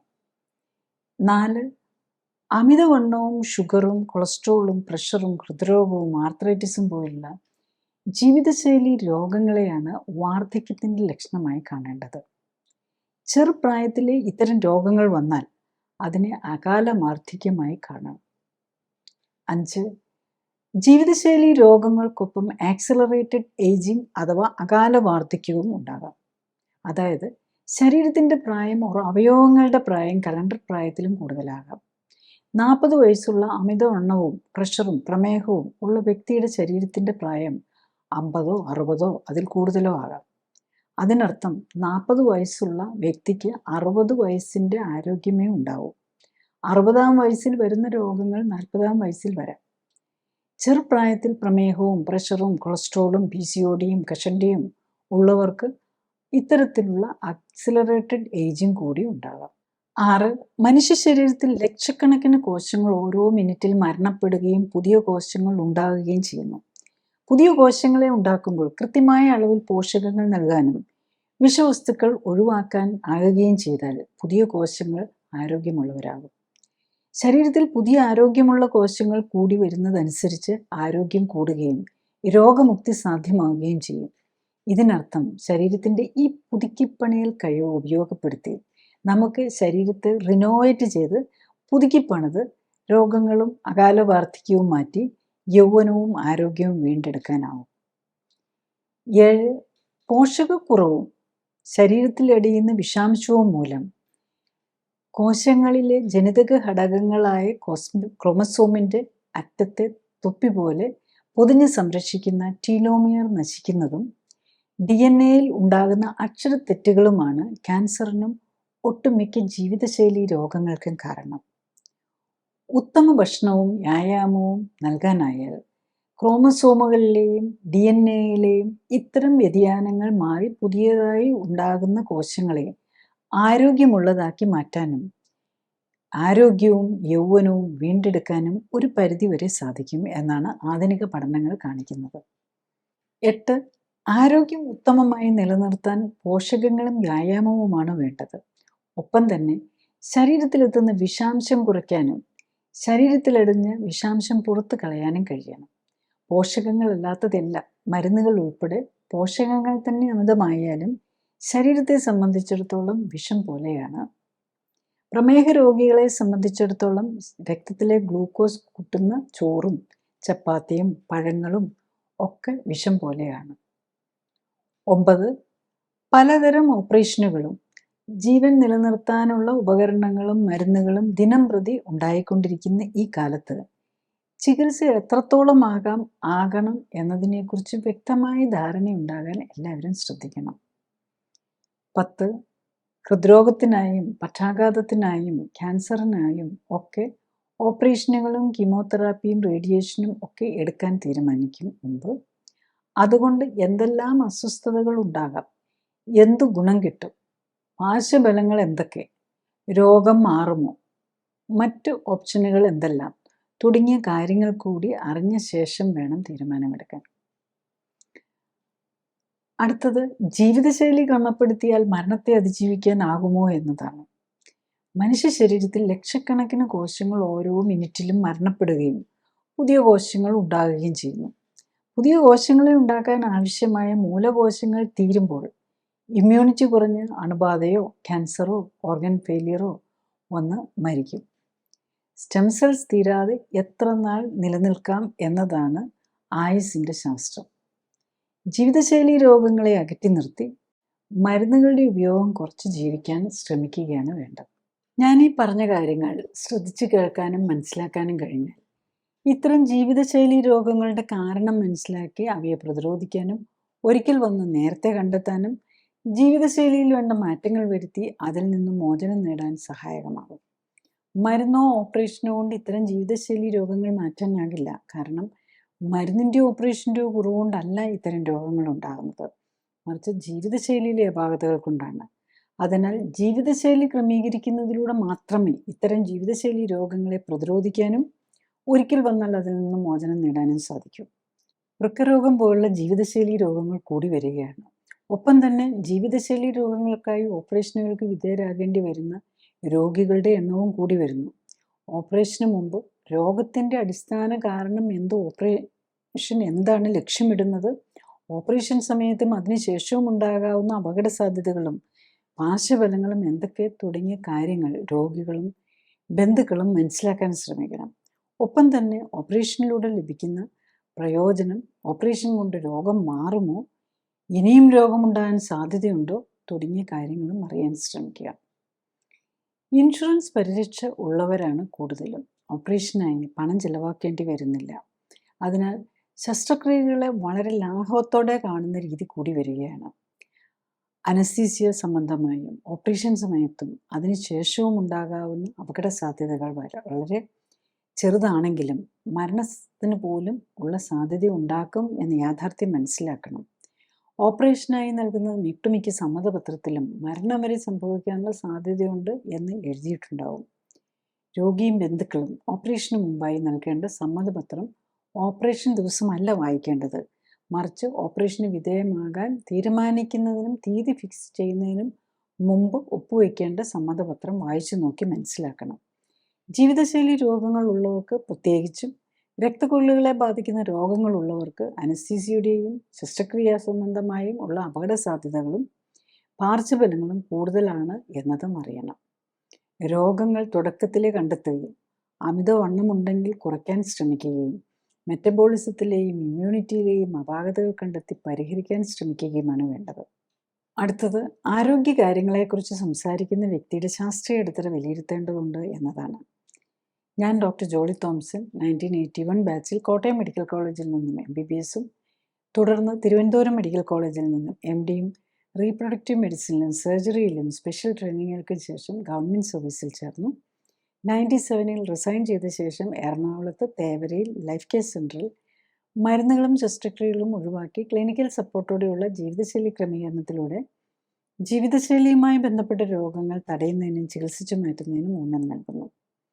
മോഡേൺ മെഡിസിനിൽ ഉപയോഗിക്കുന്ന മരുന്നുകളും ഓപ്പറേഷനുകളും ഫിസിയോതെറാപ്പിയും ഇമ്മ്യൂണിറ്റിയെ എങ്ങനെ സ്വാധീനിക്കുന്നു എന്നതിനെക്കുറിച്ച് പഠനങ്ങൾ നടത്തി. ഈ പഠനങ്ങളുടെ വെളിച്ചത്തിൽ ഇമ്മ്യൂണിറ്റിയെ ഉത്തേജിപ്പിക്കാനുള്ള പോഷക മിശ്രിതങ്ങളും ഓക്സിഫ്ലെക്സ് എന്ന പ്രത്യേക വ്യായാമ രീതിയും ഡെവലപ്പ് ചെയ്തു. ഈ പോഷക മിശ്രിതങ്ങളുടെയും ഓക്സിഫ്ലെക്സ് വ്യായാമത്തിൻ്റെയും സഹായത്തോടെ കോശങ്ങളെ ശാക്തീകരിച്ച് രോഗമുക്തിയെ സഹായിക്കാനും ആരോഗ്യം ഉത്തമമാക്കാനും നിലനിർത്താനും സഹായിക്കുന്ന സെൽ ആക്ടിവേഷൻ എന്ന നൂതന ചികിത്സാ രീതിയും ഡെവലപ്പ് ചെയ്തു. അടുത്തതായി, എന്താണ് ക്ലിനിക്കലി സൂപ്പർവൈസ്ഡ് ആൻഡ് സപ്പോർട്ടഡ് ജീവിതശൈലി ക്രമീകരണം എന്നതാണ്. ക്ലിനിക്കലി സൂപ്പർവൈസ്ഡ് ജീവിതശൈലി ക്രമീകരണത്തിൽ ശരീരഘടനയും ശരീരത്തിലെ കൊഴുപ്പിൻ്റെ അളവും കണ്ടെത്തുകയും ഒപ്പം തന്നെ ഉത്തമ ശരീരഘടന എന്തായിരിക്കണമെന്ന് കണ്ടെത്തുകയുമാണ് ആദ്യഘട്ടം. രണ്ടാമതായി, രക്തപരിശോധനകൾ നടത്തി ഹൃദയം, രക്തക്കുഴലുകൾ, ലിവർ, കിഡ്നി തുടങ്ങിയ അവയവങ്ങളുടെ ആരോഗ്യസ്ഥിതിയും ഇമ്മ്യൂൺ സ്റ്റാറ്റസും ഹോർമോണുകളുടെയും പോഷകങ്ങളുടെയും ലെവലും ശരീരത്തിന് ചേരുന്ന ഭക്ഷ്യവസ്തുക്കൾ ഏതൊക്കെയെന്ന് മനസ്സിലാക്കാൻ ശ്രമിക്കുകയുമാണ്. മൂന്നാമതായി, ഉത്തമ ശരീരഘടനയിൽ എത്താനായി വേണ്ട ജീവിതശൈലി ക്രമീകരണങ്ങളാണ്. രോഗിയുടെ പ്രത്യേകതകൾ അനുസരിച്ച് ഉത്തമ ന്യൂട്രീഷനും വ്യായാമവും നൽകുന്നതിനൊപ്പം ശരീരത്തിലെത്തുന്ന വിഷാംശം കുറയ്ക്കാനുമാണ് ഇത് ശ്രമിക്കുന്നത്. ശരീരകോശങ്ങൾക്ക് പ്രവർത്തിക്കാൻ ഉത്തമമായ സാഹചര്യം ഒരുക്കുന്നതിലൂടെ ജീവനാധാരമായ മെറ്റബോളിക് അഥവാ രാസപ്രവർത്തനങ്ങളുടെ സമതുലിതാവസ്ഥ വീണ്ടെടുക്കുകയും നിലനിർത്തുകയുമാണ് ലക്ഷ്യം. ജീവിതശൈലി ക്രമീകരണത്തിലൂടെ രക്തയോട്ടവും മെറ്റബോളിക് പ്രവർത്തനങ്ങളും ഹോർമോൺ ബാലൻസും ഇമ്മ്യൂണിറ്റിയും ശരീരഘടനയും ഉത്തമമാക്കാനും നിലനിർത്താനും കഴിഞ്ഞാൽ ഒട്ടുമിക്ക ജീവിതശൈലി രോഗങ്ങളെയും പ്രതിരോധിക്കാനാവും. മാത്രമല്ല, വർഷങ്ങളായി മരുന്ന് കഴിക്കുന്നവർക്ക് പോലും രോഗം മൂർച്ഛിച്ച് അവയവങ്ങൾ തീരെ നശിക്കുന്നതിന് മുൻപെങ്കിലും കേടായ ശരീരകോശങ്ങളുടെ പുനർനിർമ്മിതിക്ക് ആവശ്യമായ പോഷകങ്ങൾ നൽകാനും വിഷാംശം ശരീരത്തിലെത്തുന്നത് തടയാനും ശരീരകോശങ്ങളെയെല്ലാം ഉത്തേജിപ്പിക്കാൻ ഉതകുന്ന വ്യായാമത്തിലൂടെ എല്ലാ ശരീരകോശങ്ങൾക്കും വേണ്ട രക്തയോട്ടം ലഭിക്കുന്നു എന്നുറപ്പാക്കാനും വേണ്ട ജീവിതശൈലി ക്രമീകരണത്തിന് തയ്യാറായാൽ പ്രമേഹവും പ്രഷറും ഹൃദ്രോഗവും അലർജിയും ആസ്മയും ആർത്രൈറ്റിസും ക്യാൻസറും പോലുള്ള ഒട്ടുമിക്ക ജീവിതശൈലി രോഗങ്ങളിൽ നിന്നും അവയ്ക്കായി കഴിക്കുന്ന മരുന്നുകളിൽ നിന്നും വേണ്ടി വരാവുന്ന ഓപ്പറേഷനുകളിൽ നിന്നും ഒക്കെ മോചനം നേടാനും കഴിയുന്നതേ ഉള്ളൂ. നെക്സ്റ്റ്, ഈ ലൈഫ് സ്റ്റൈൽ മോഡുലേഷൻ അല്ലെങ്കിൽ ഈ clinically supported life style modulation, അതിലൂടെ എന്ത് ഇതൊക്കെ പോസിബിൾ ആണോ എന്നുള്ളത്, ആൻറ്റി ഏജിങ്ങോ അല്ലെങ്കിൽ അകാല വാർദ്ധക്യം ഉണ്ടെങ്കിൽ മാറ്റാൻ പറ്റുമോ, അല്ലെങ്കിൽ രോഗങ്ങൾ മാറ്റാൻ പറ്റുമോ എന്നുള്ളതാണ്. ഡെഫിനറ്റ്ലി നമുക്ക് ഈ ജീവിതശൈലി രോഗങ്ങൾ എല്ലാം തന്നെ നമുക്ക് ഓർഗൻ ഡാമേജ് ആയി, ഇപ്പം കിഡ്നി ഫെയിലിയർ വന്ന് സ്റ്റേജ് 5 ആയി, ക്രിയാറ്റിനൊക്കെ ഒത്തിരി കൂടി കഴിഞ്ഞു കഴിഞ്ഞാൽ നമുക്ക് കാര്യമായിട്ട് കിഡ്നിയെ കംപ്ലീറ്റ് തിരിച്ചു കൊണ്ടുവരാൻ പറ്റില്ല. അതുപോലെ തന്നെ ലിവറിന്. പക്ഷെ തുടക്കത്തിൽ തന്നെ കണ്ടുപിടിച്ച് കഴിഞ്ഞാൽ നമുക്ക് ഇതൊക്കെ പ്രിവെൻറ്റ് ചെയ്യാൻ പറ്റുന്നതേ ഉള്ളൂ. ഇപ്പോൾ ഡയബറ്റീസ്, ടൈപ്പ് 2 ഡയബറ്റീസ് ഒക്കെ ആണെങ്കിൽ നമുക്ക് റിവേഴ്സ് ചെയ്യാൻ പറ്റും. ഈവൻ ടൈപ്പ് 1 ഡയബറ്റീസ് തുടക്കത്തിലേ കണ്ടുപിടിച്ച് കഴിഞ്ഞ് കഴിഞ്ഞാൽ, അതായത് പാൻക്രിയാസ് കംപ്ലീറ്റ് നശിക്കുന്നതിൻ്റെ മുമ്പ് കണ്ടുപിടിച്ച് കഴിഞ്ഞ് കഴിഞ്ഞാൽ ജീവിതശൈലി കറക്റ്റ് ചെയ്താൽ നമുക്കത് പ്രോഗ്രസ് ചെയ്ത് കംപ്ലീറ്റ് പാൻക്രിയാസ് നശിക്കുന്നത് നമുക്ക് പ്രിവെൻറ്റ് ചെയ്യാൻ പറ്റും. ഈവൻ നമ്മൾ ഈ ആർത്രൈറ്റിസ് ഒക്കെ വന്ന് ജോയിൻ്റൊക്കെ ഡാമേജ് ആയി പോകുന്നതിൻ്റെ മുമ്പാണെങ്കിൽ ഡെഫിനറ്റ്ലി നമുക്ക് അത് കുറച്ചുകൊണ്ട് വന്ന് നമുക്ക് മാറ്റാൻ പറ്റും എന്നുള്ളതാണ്. നമുക്ക് പ്രിവെൻറ്റ് ചെയ്തുകൊണ്ട് ഡാമേജ് കുറയ്ക്കാൻ പറ്റും. ഈവൻ ഡാമേജ്ഡായി ജോയിൻ്റൊക്കെ ഫിക്സ് ചെയ്തവർക്ക് പോലും ഒരു പരിധി വരെ കംപ്ലീറ്റ് പറ്റിയില്ലെങ്കിലും കുറേ തിരിച്ചു കൊണ്ടുവരാൻ പറ്റുന്നു എന്നുള്ളതാണ്. ഇനി ഏജിങ്ങിൻ്റെ കാര്യം നമ്മളിപ്പോൾ ഈ clinically supported life style correction start ചെയ്യുമ്പോൾ തന്നെ നമ്മൾ ബോഡി ഏജും കൂടെ നോക്കുന്നു എന്നുള്ളതാണ്.